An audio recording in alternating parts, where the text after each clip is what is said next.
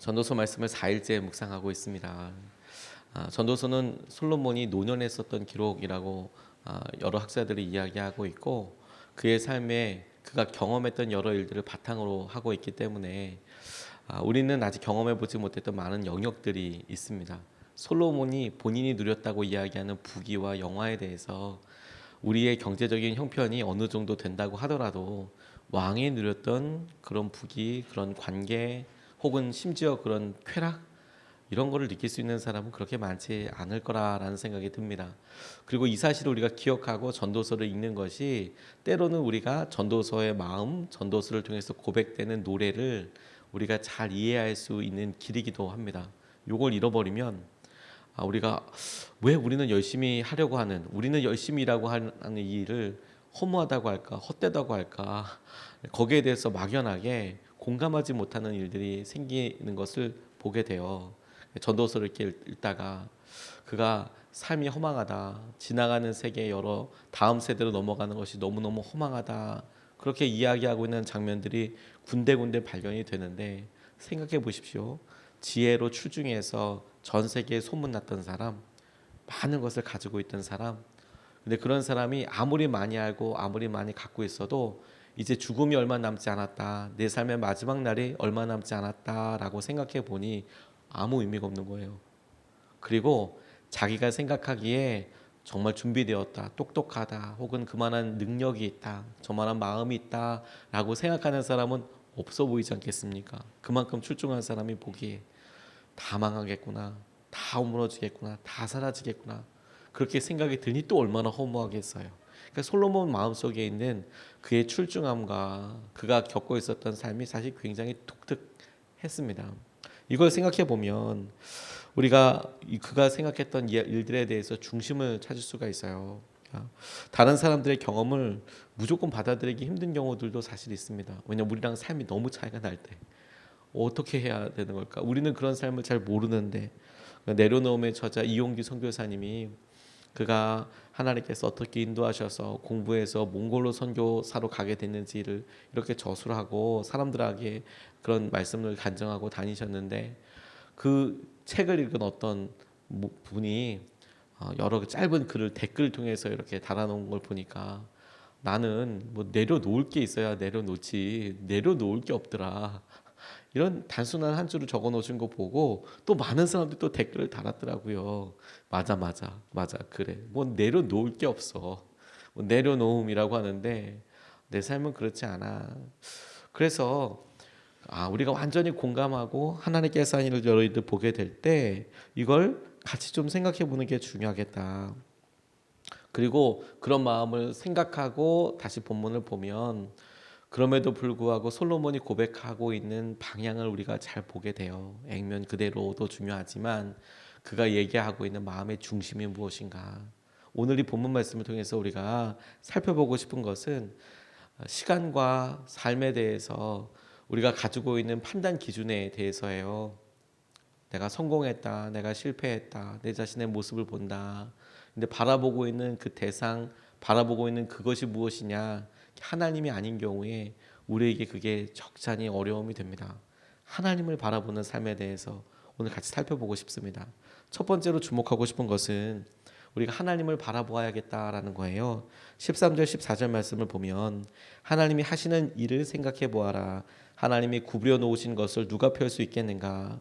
좋은 때에는 기뻐하고 어려운 때에는 생각하여라. 하나님은 좋은 때도 있게 하시고 나쁜 때도 있게 하신다. 그러기에 사람은 제 앞길을 알지 못한다. 이렇게 이야기하고 있습니다.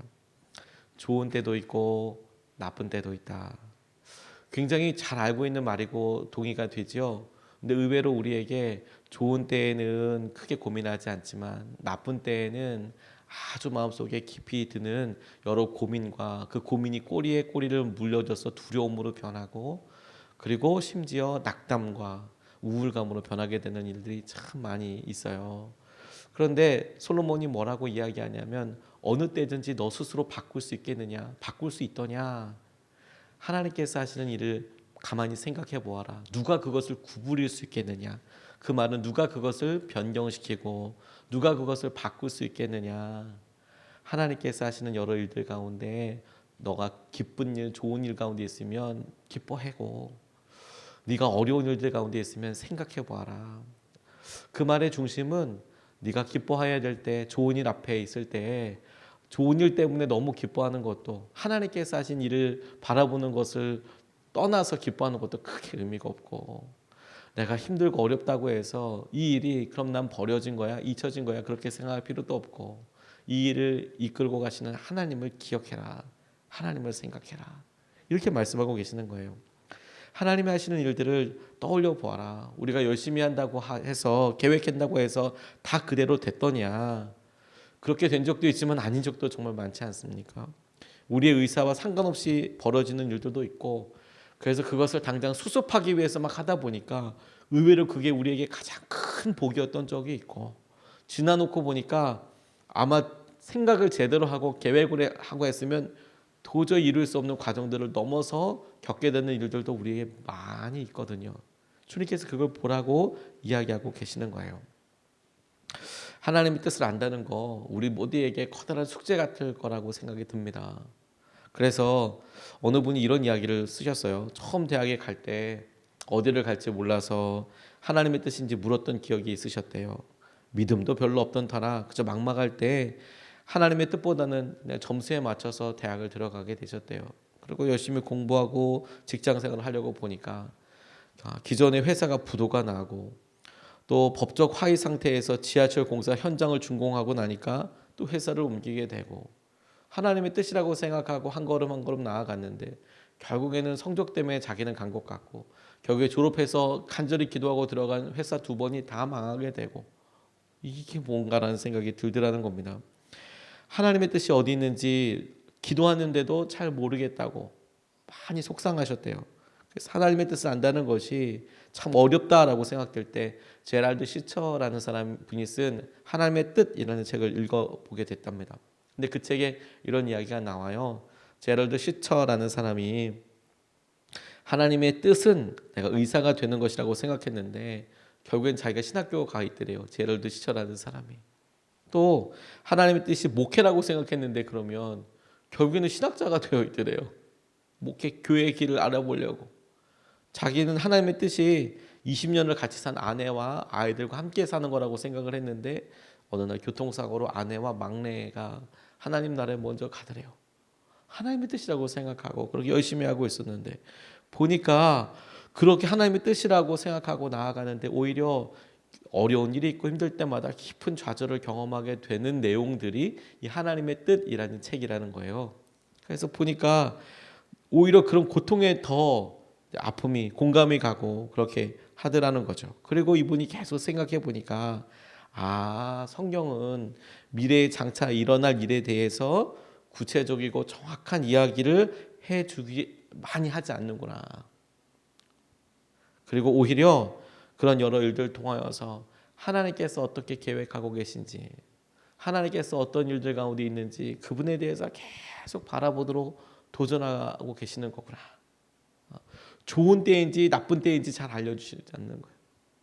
내가 지금 이렇게 있을 때 이 일이 내게 끝까지 좋게 될 것이냐 나쁘게 될 것이냐 거기에 대해서 이야기하지 않으시고 주님의 뜻이 그 다음에 어디에 있는지 이야기해 주시기보다 너는 나를 따라와라, 너는 나와 함께 있자, 이렇게 이야기하시는 경우가 훨씬 더 많다는 것을 알게 되셨다는 거예요. 하나님의 뜻은, 하나님의 계획은 반드시 이루어져요. 불행인지 다행인지 모르겠지만 우리가 그 하나님의 뜻을 다 모릅니다. 저는 이게 어떤 면에서는 다행일 수도 있다고 싶어요. 다 알아보십시오. 우리가 하나님의 계획, 하나님의 과정을 그걸 다 안다면 아마 그만큼의 믿음의 분량과 그만큼의 그런 능력이 없어서 아마 마음이 금방 다 타버릴 거예요.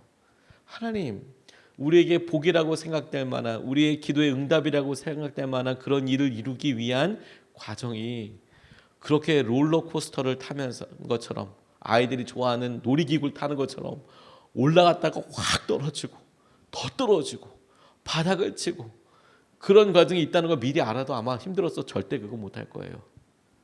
근데 그러지 않고 함께 하시는 하나님 붙잡고 나아가게 되는 거, 우리 삶이 지금 좋다면 기뻐해라. 하나님과 함께. 지금 어렵다면 그러면 이런 고난을 통해서 하나님을 기억하고 하나님을 생각해라. 하나님께서 이 모든 일들을 통하여 당신을 바라보게 하실 때에 우리를 인도하시는 하나님과 함께하라. 이게 솔로몬이 첫 번째로 우리에게 도전하는 것이라고 생각하게 됐어요.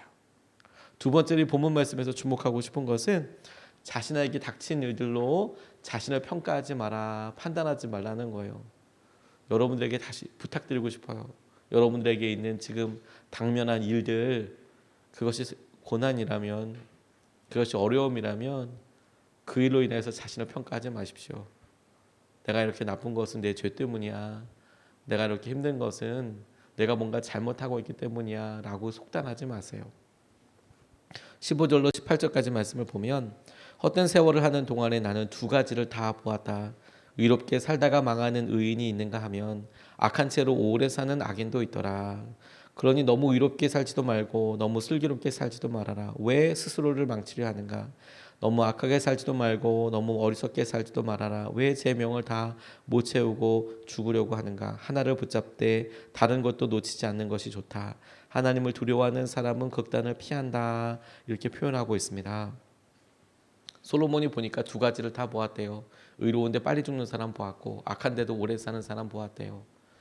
빨리 죽는다라는 표현은 아마도 복을 못 누리는 것 같더라. 의인인데도 자기가 심었던 거 다 거두지 못하고 죽는 사람들도 있더라. 많더라. 악인인데 악한 것을 심었으면 분명한데 그러면 악한 것을 거두고 그의 삶이 비참하고 비루해져야 되는데 오래오래 잘 살더라. 이게 뭔가? 이게 공평한가 싶은 생각들을 하게 되는 경우들이 있더라. 그러면서 그가 이런 상황을 보고 스스로가 자기에게 하듯이 너무 그러니까 할 필요도 없는 것 같더라 라고 이야기할 때 그의 마음의 방향을 우리가 그냥 공감하는 게 중요하겠다고 싶어요. 이걸 그러니까 뭘 열심히 할 필요도 없고 허무하다 이런 느낌이 아니라 해 아래 살아가는 사람으로서 내가 이 땅에서 생각할 수 있는 지혜 가운데 살아가는 사람 중에 최고인 솔로몬이 보기에도 그러니까 내가 이런 여러 일들에 너무 열심히 하는 거 별로 좋지 않다. 이렇게 고백한 것을 저는 적용하기에 이렇게 했어요. 그러니까 지금 당면한 일들 가지고 내가 지금 하나님 앞에 욕과 같이 가고 있는데 너무 어려운 가운데 있어. 그렇다도 우리가 악인 아니다. 거꾸로 두렵긴 하지만 내가 평안하고 힘들다고 해서 내 죄가 없는 거 아니다. 다만 이런 모든 일들을 통하여서 하나님께서 하시는 것을 생각하고 떠올리는 것이 너무너무 중요하겠다. 하나를 붙잡되 다른 것을 놓치지 않는 것이 좋다. 하나님을 두려워하는 사람은 극단을 피한다 라고 이야기할 때 내가 하나님께서 이 일에 대하여 이끄시고 인도하시는지를 계속 질문하고 묻고 그래서 하나님을 경외하는 마음을 갖고 사는 것이 정말 중요하다. 우리는 다른 사람들 평가하는 거 되게 좋아합니다. 다른 사람 말하는 거 되게 좋아하고요. 저 사람은 무슨 복을 받았길래 저렇게 잘 산대. 그렇게 이야기하는 건 그나마 좀 낫습니다.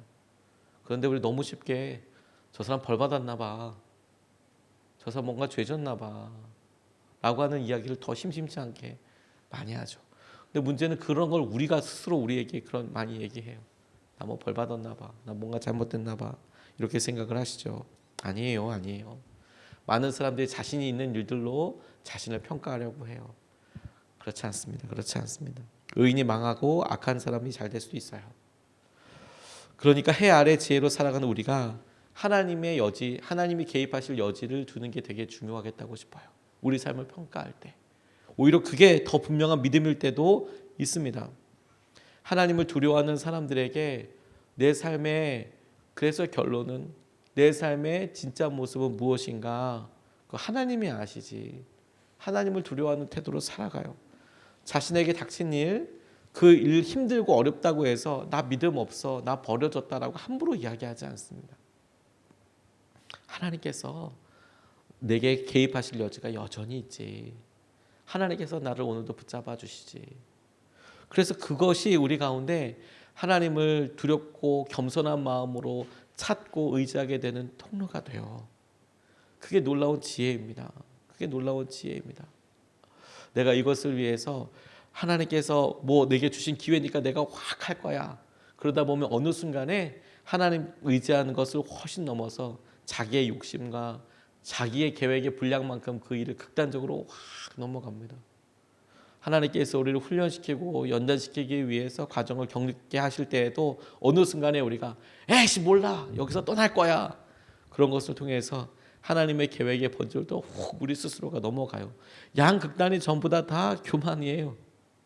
하나님의 손에 있어서 하나님께서 뭔가 하실 일에 대하여 기대하기보다 뭔가 종결되는 결과를 보기를 원해요.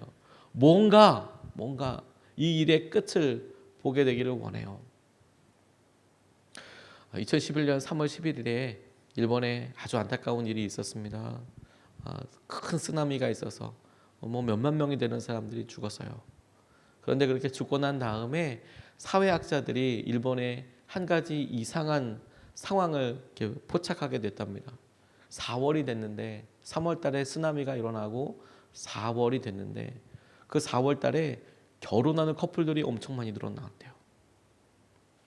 그런데 결혼만 많이 늘어난 게 아니라 이혼하는 커플도 3배가 많아졌대요.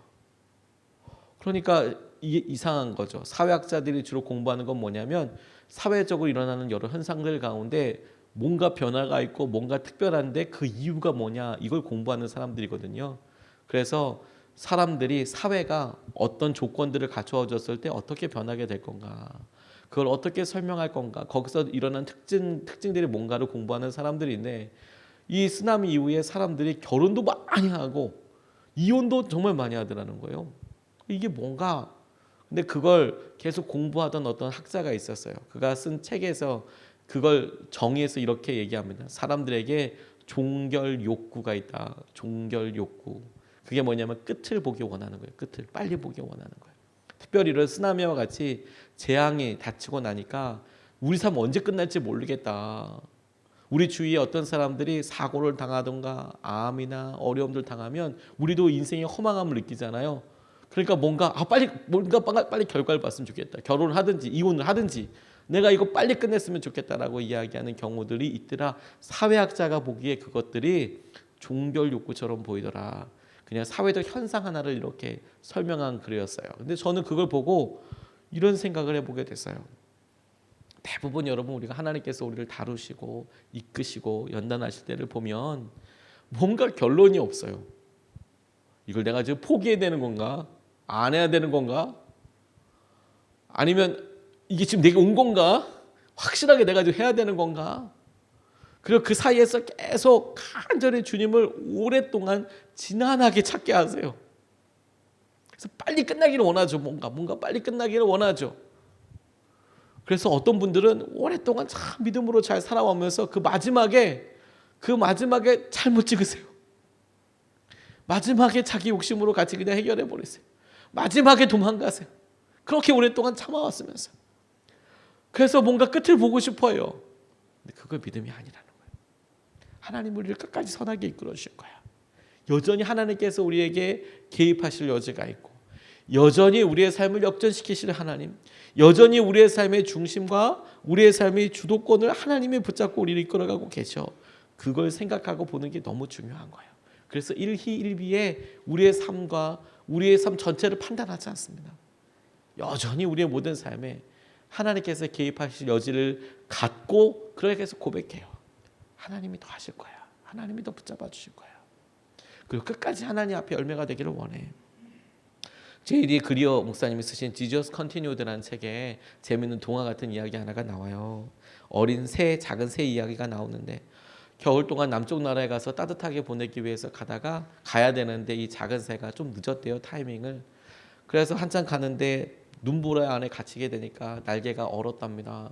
날개가 오니까 새가 뚝 떨어지게 됐어요. 이제 꼼짝없이 죽나 보다 얼어서 그렇게 가고 있는데 세상에 지나가던 소 한 마리가 이 새 위에 똥을 싸더래요. 아이 더러워 이게 뭐야 이렇게 생각하고 있는데 세상에 이 똥이 뜨뜻한 거예요. 그래서 몸이 얼어가지고 어떻게 할지 몰라서 하늘에서 뚝 떨어진 얘가 날개가 움직이기 시작하는 거야. 날개가. 그러니까 좋아라하고 막 이게 노래하기 시작했어요. 이 열기에 의해서 다시 날 수 있게 되니까 막 기뻐서 노래를 불렀대요.